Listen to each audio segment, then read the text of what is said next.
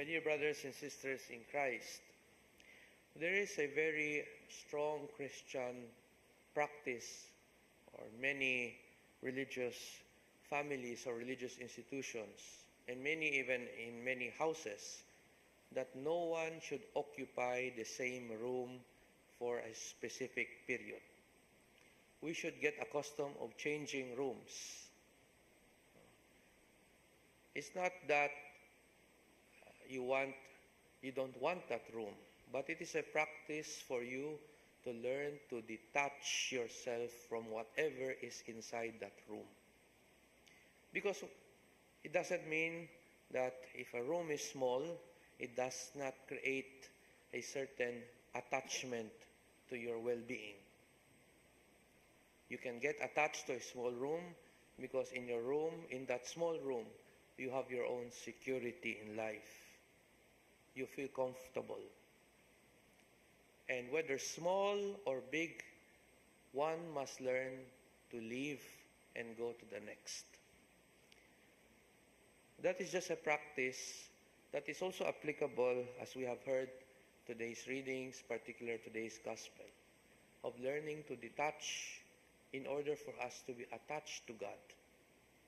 Detachment in order for us to attach ourselves to God, who is the sole source of goodness, but also of providence. God will provide. And when we are attached to even smaller things that we have in our possession, we fail to see the greatness and the goodness of God's providence. Today's gospel is a continuation of yesterday's gospel, when Jesus approached that young rich man and told him, for him to enter the kingdom of heaven, you have to renounce everything, not only follow the commandments. And now Jesus saying to his disciples of this example, that it is easier for a camel to pass through the eye of a needle than for a rich man to enter the kingdom of heaven. Some scholars say that Jesus is referring to that small door in Jerusalem that is called the door of the needle. It's a small door. It has two doors, and during daytime, everyone could enter. But during nighttime, one door is closed.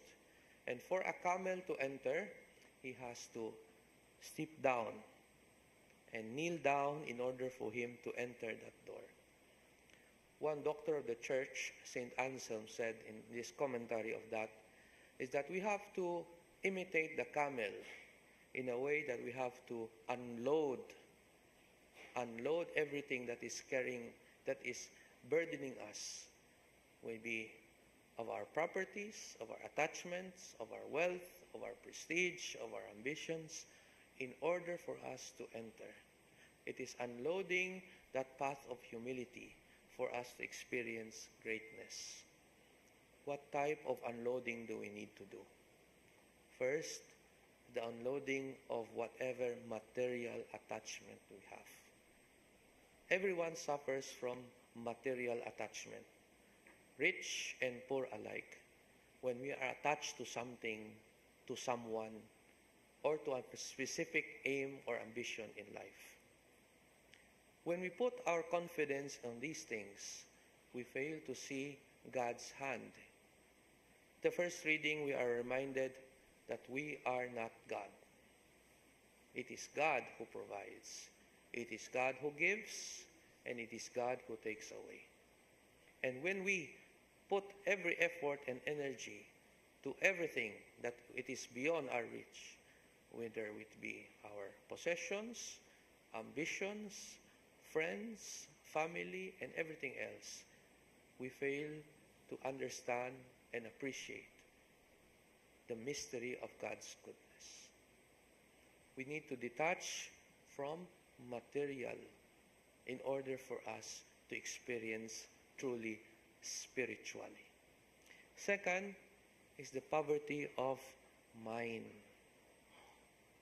The disciples were astonished, the gospel says, and they say, who then can be saved? It is the closure of our minds not to understand that God's ways are different from ours.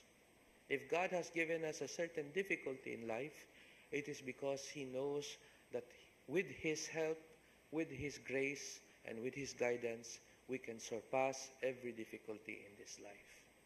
It is a change of mindset that it is God who should control. It is God's mind that should influence us. It is God's heart that should mold us. It is God's will that should prevail and not ours. And thirdly, a poverty of heart. The disciples, where Peter in this context in the gospel says to Jesus, "We have given up everything and followed you.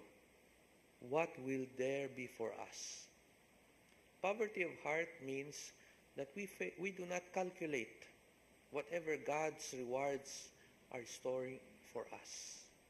We do not demand from God, but we freely allow God's generosity to mold us and to accept the rewards awaiting for us in the kingdom of heaven.